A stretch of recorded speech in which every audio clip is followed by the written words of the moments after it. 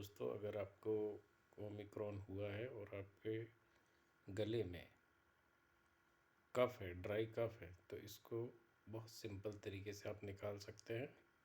पहला, आप अपने घर में जो लहसुन है उसको लीजिए और उसको भून के खा लीजिए, मतलब 3 दिन तक बस आपको ये करना है। दूसरा, आप मार्केट से खड़ी हल्दी खरीदिए, उस हल्दी को पानी में टुकड़ा करके गर्म कीजिए और पी लीजिए। और तीसरा, आप भाप लीजिए। बस यही 3 मेथड से आपका ड्राई कफ दूर हो जाएगा। Thank you.